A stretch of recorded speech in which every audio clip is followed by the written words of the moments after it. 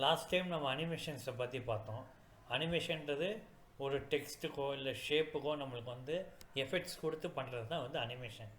So இப்போ வந்து பார்த்திங்கன்னா ட்ரான்சிஷன்னா என்ன அர்த்தம், ஒரு பேஜ்லேருந்து இன்னொரு பேஜுக்கு போகும்போது உள்ள எஃபெக்ட்ஸ்.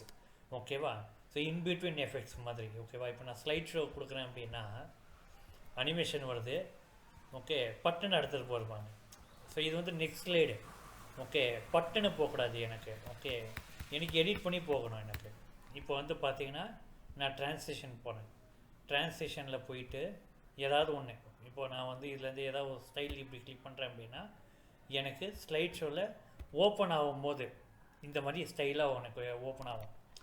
ஸோ இதுதான் வந்து ட்ரான்ஸ்லேஷன், ஒரு ஸ்லைடுக்கும் வர எஃபெக்ட்ஸு. ஓகேவா?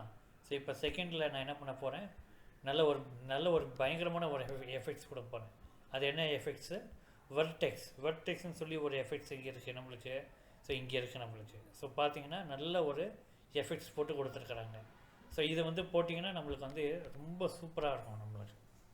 ஸோ அனிமேஷன்ஸ் வருது, நெக்ஸ்ட் ஸ்லைடு போகும்போது நல்ல ஒரு எஃபெக்ட்ஸோடு நம்மளுக்கு அடுத்த ஸ்லைடுக்கு போகுது. ஸோ இதுதான் வந்து ட்ரான்ஸ்லேஷன்ஸ்.